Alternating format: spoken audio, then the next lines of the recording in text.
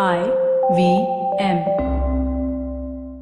Some people think that Geek Fruits is a show about technology, but it's not. It's actually about us nerds. But if you are a tech head, that's a term I just invented for you, then you should definitely check out Shunya One, hosted by entrepreneur Shiladitya. It's a roundtable discussion about all the tech things you can find in India. Every week, check out the biggest headlines to dissect and discuss from tech, business, and the business of tech. That's Shunya One, every week on the IVM podcast app and anywhere you like to listen to podcasts.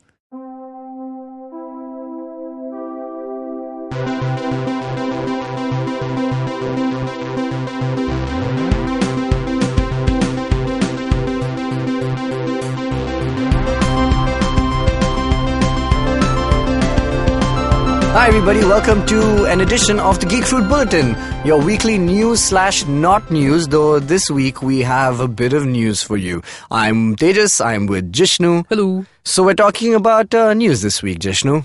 Okay. Alright, here's the thing. Man. Aquaman earns $1 billion, surpasses The Dark Knight Rises to become the highest grossing DC movie of all time.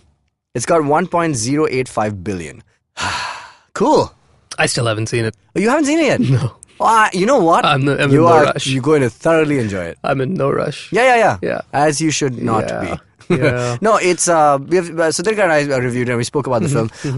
We didn't hate it. Mm-hmm. But it left a lot to be desired. Sure. But James Wan is being heralded right now as the savior of the DC universe. Really? Yeah, there's a meme going out right there, where there's that little shot from the Justice League where Aquaman is riding on something and he just goes like, my man. Yeah. Now they've changed Batman's head to James Wan and he's saying, Aquaman's head. My Wan. Right. So so James Wan is like he's killing it, dog. Okay, good for him, I guess. Good for him. I was just ruined by the trailer. It's an effort. Yeah. It's visually an effort also. Sure. Yeah. So Aquaman, and I wanted to follow this up with the fact that fresh off the heels of this news, Margot Robbie, who's very invested right now in the role of Harley Quinn, has been dropping several kind of posts and images teasing the Birds of Prey movie, which has arguably one of the worst titles. As in, I feel a title that will not age well through time. You know what the name of the movie is? No. Okay, I'm going to try and get this right. It's Birds of Prey, in brackets, or The Fantabulous Emancipation of One Harley Quinn, close bracket. Whoa. That's the name of the film.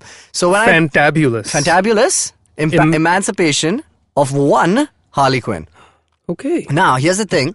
I presented this to Dinkar, and Dinkar, like the effing nerd he is, he's like, yeah, obviously, because it's a take on Birdman. Because that's also Birdman and the virtue of ignorance or something. What? Something... Yeah, but yes. And so this is called Birds of Prey, thus a bracket, and so on and so forth. But that's... I know. Wow. It's not going to age well. That's a stretch, though. It's a stretch. Jesus. But cool. Good call, Dinkar. Yeah, well done. I mean, yeah. This Maybe is the why least people favorite. Like No, but good catch.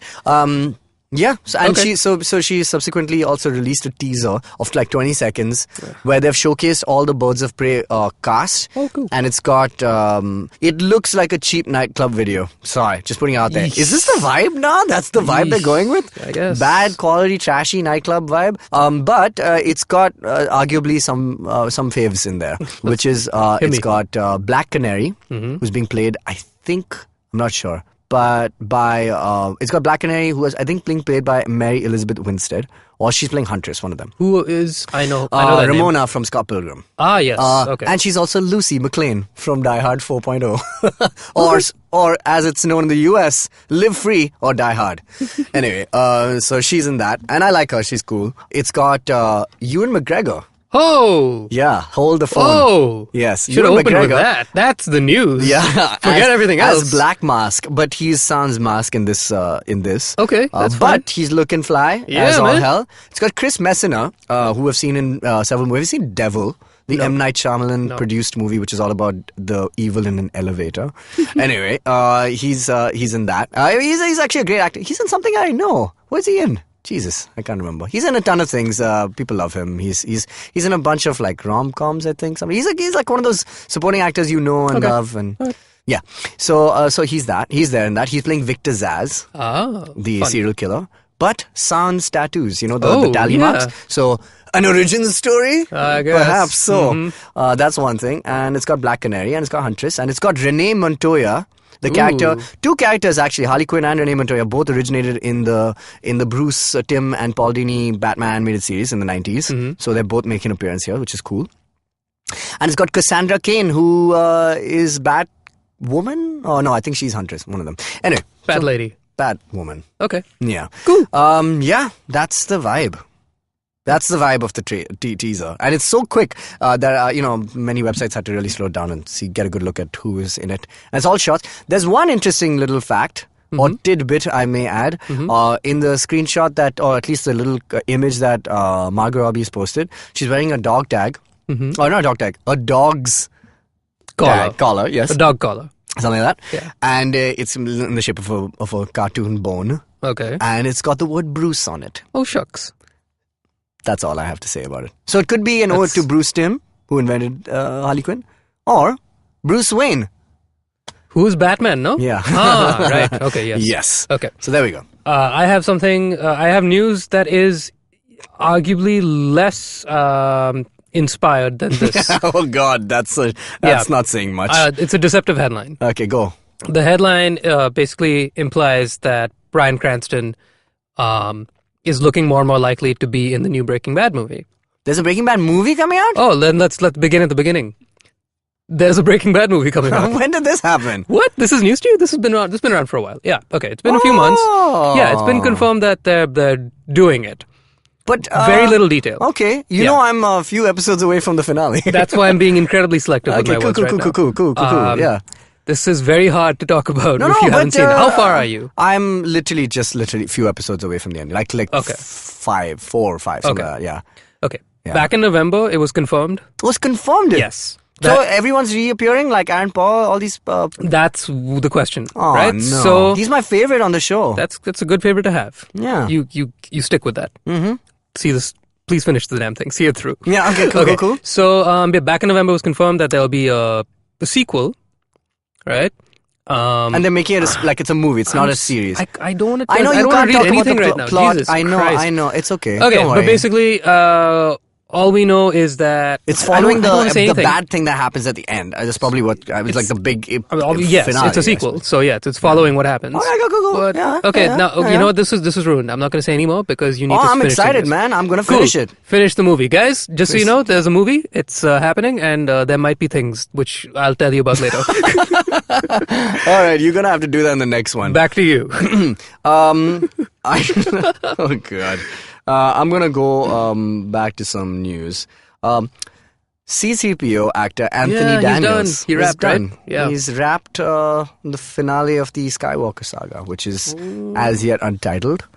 And that's sad, actually. That's the first amount of emotion I've had for this film because I want to stay away from it. Likewise. But like when I read that, I was I also saw, this is what it's come to. It's news that Star Wars fans of Episode 9 who are chomping at the bits, waiting for the trailer. Yeah. Who are expecting it to drop at Super Bowl. Any moment at the Super Bowl. Isn't the Super Bowl over? It's new. No, it's just coming up. Just around the corner. Right. Who's performing? Sorry. Who's performing? Oh, I thought you meant like who's playing and you call it a performance. Oh, yeah. No, but the halftime. I don't know. All right. Okay, go on. But, it's now news that you might be disappointed because they might not show a trailer that you're looking forward to at the Super Bowl. Oh, wow. That is the headline. Oh, God. There's a headline. Hey, did you read the news? There might not be a thing. Oh, gosh. So that's happening. That's a thing. Also, if he only just wrapped, hold off on that trailer. No, but please crazier things have been done, man. Honestly, I'm sure, but who is it when they shot like 12 days of footage, they released the trailer and all that stuff? I think J.J. Abrams was it. Really? Yeah. It's not impossible. They can do it. In fact, that's why the rushes, the trailers sometimes differ. Have different things. Yeah, so many different takes. I guess the TFA first trailer was mainly VFX. the live action was minimal. Kylo, It was like Kylo turning his thing on. That's the It best was shot I've seen, man. It was Finn popping his head up and breathing, Yeah. breathing heavily. It was Han and Chewie saying like 3 lines, 3 words, and what Ray like grabbing something, a thing, yeah, and that's it. And then BB-8 and Millennium Falcons and music and TIE fighters and then X-Wing. tears and then lots of tears. Oh man, yes. Oh god. So here's the thing, though. About things. Yeah, I know. I mean, like, I keep thinking about how Avengers is going to be like a huge. Yeah, of course it's going to be, but there ain't no thing in the world like a Star Wars movie, man. And when it does drop, so will my life. Because I don't know if I'm ready yet. So cool. That is our news. One last thing. Yeah, one last thing, because I think this is like kind of a weird one and we don't usually talk about stuff like this. But this is such a thinker piece of news though. I don't know if you recall, but the Dark Universe by Universal that they wanted to kickstart with Tom Cruise's The Mummy and retroactively include the Jekyll and vampire. Hyde Something like that. Now, because that's dead in the ground, a movie that was slated to be made called The Invisible Man starring Johnny Depp is also cancelled. But now, The Invisible Man remake is now in works with the Saw co-creator, Blumhouse. Yeah! The guys who gave us a ton of great movies. Like Saw. And Saw 2. And what is the... Saw 3. No, but the thing that Saw 5, not Saw 4, wasn't that great? Saw 6. No, the Netflix thing that we saw with Radhika Apte. What's the thing? What was it? Oh, Ghoul! Yeah. Boom. That was good. Yeah, we reviewed it. That's why. That's how we knew it was a thing. News, guys.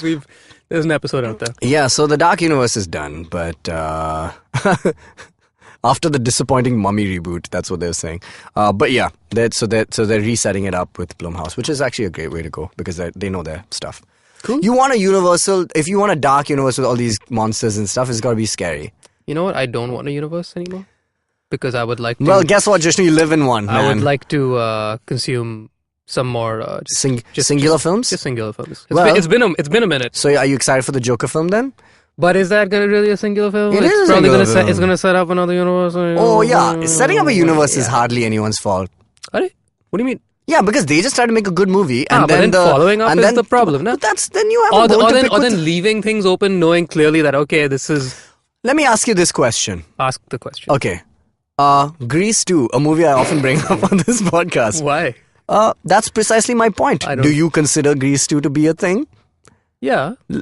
I mean, it's a thing. Yeah, no, but like when we revel in the glory that is Grease as something that you have done physically in life. Revel in it. I've been a part of it. It's a difference. But okay. So, do you like to think about the fact that it has a absolutely substandard sequel with Michelle Pfeiffer? That's my point. What? So I'm saying I don't think about Grease at all. Exactly. I've blocked it from my memory. But that's my point, right? Because for like me, I think Grease, and I think the next movie is the spiritual sequel is Saturday Night Fever. That's just how I roll. But Grease 2 exists, and Saturday Night Fever as well has a sequel, which nobody likes. But Grease didn't end with the open end of like having a sequel to follow it up. So in this movie, if they don't have that, and then they make another movie, you don't know that. Please. All right. There's never been a safer bet. But it's a superhero movie with the friggin' Joker. Like they're not gonna like leave open. But it's supposed to be like a standalone guy. Yeah, for now. Yeah, now. You're right. Come on. But if they don't do it and they want to spin it off later on, then that's hardly the Joker film's fault. Oh no, I'm not saying it's the film's fault. I'm saying it's the company. Yeah, of course, it's the production house. Like, I'm basically saying we've had 10 years plus of universe building movies, and it's great, and we're peaking, and it's amazing, and it's what a time to be alive. But now let's just get back to like storytelling of like a singular good idea, and then your job after that is to come up with another good idea, as opposed to riding on the coattails of the last. Correct. You're right. Okay. Just make a good idea, do it well, and then move on to another good idea. Start at zero. So you don't want any more sequels, right? Yeah. No, I don't want. Yes, I don't want more sequels. That's a lie, Jishnu. You love sequels. There's Ghostbusters 3 coming out, man. Gee, I know. with kids, no? No. It's apparently like the kids who are running the show. But the original cast is coming out into this. There's obviously a lot of scope for them too, because it's a direct sequel to the original thing. Yeah, to Ghostbusters 2. I mean, it's not about them. It's about some kids. Well, you know so much about it, Jishnu. So what can I say? There we go. All right. If you want a sequel to this episode, it'll happen next week on the next Geek Fruit Bulletin. Till then, see you later, you nerds.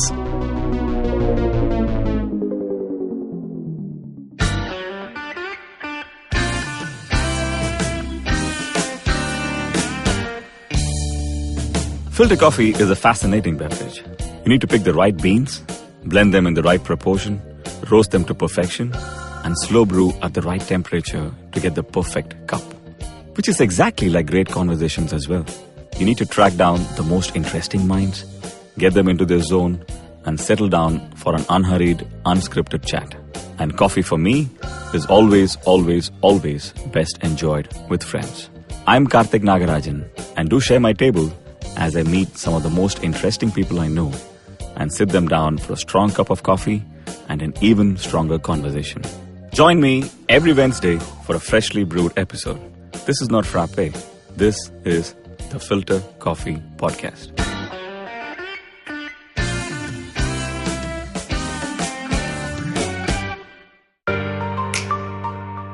Family businesses get a bad rap. At one time, they were looked down on for getting rich, for being too ambitious. Today, they're still looked down on, but for not being ambitious enough. Not agile enough, not modern enough, too traditional in their mindset. The biggest brands and business houses in the country started out as humble family businesses. It's the way India has done business. Join Sonu Bhasin in conversation with stalwarts of Indian family businesses on the Inheritors podcast series by Bloomberg Quint.